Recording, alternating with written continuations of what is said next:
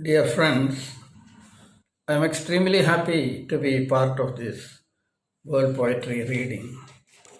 I wish my dear friend Sachidanandan a very happy birthday on his 75th birthday.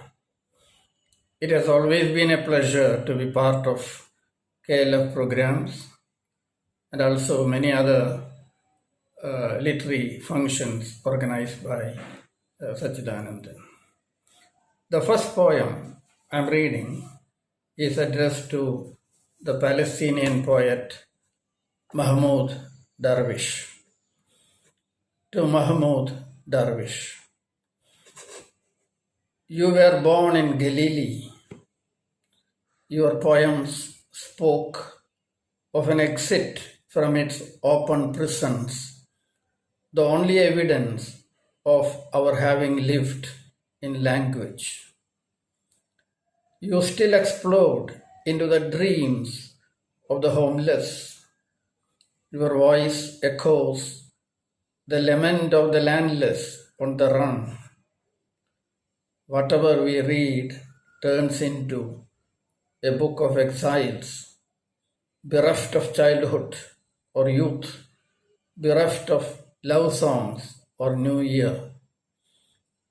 These mounds were once houses. These burnt out date palms were once a garden in bloom. Here, women bargained with vendors on the very street where men forage among smoked out skyscrapers. The unending sound of steps outside the camp all night. Who are they looking for? You alone could tell us what these portend.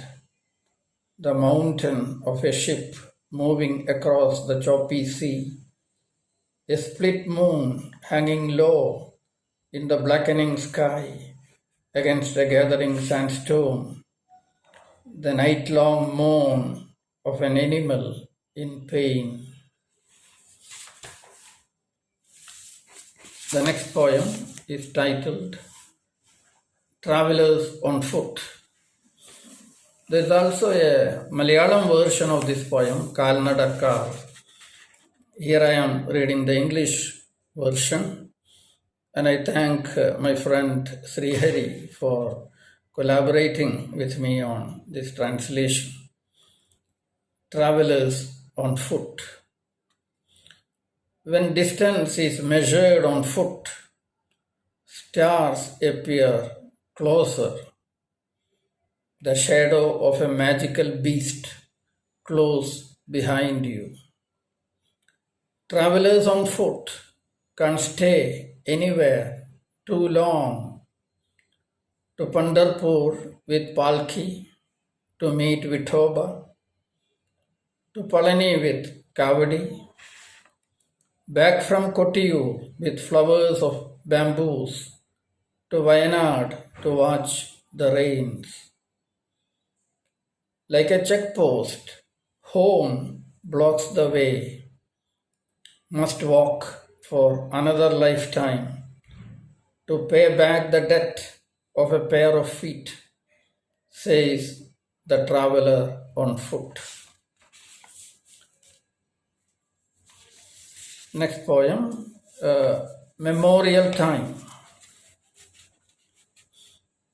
The mirror wall is etched with letters. You touch them as if you are carving names in human flesh.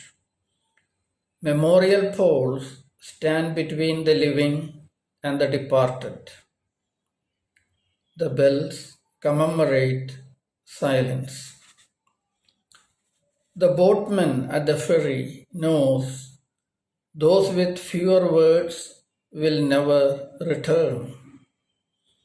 I abandoned a third of my words at every ferry crossing to reach here. Behind the mirror of water, there is a realm of glass, for those who are gone from language, but none for those whose language is gone.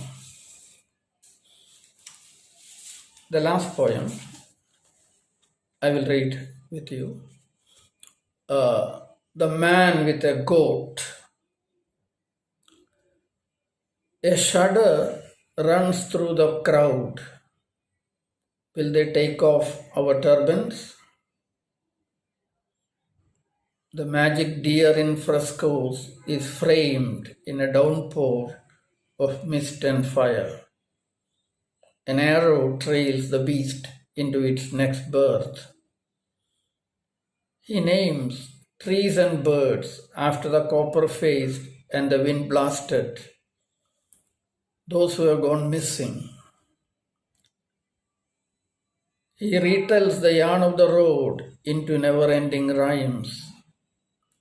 The man with a goat exceeds the pro forma by a litany of floods and droughts. They take off his turban, stamp the forehead, but do not notice the goat. I am safe as long as no one notices the goat, he says to himself. You are lucky to have no turban, he tells the goat.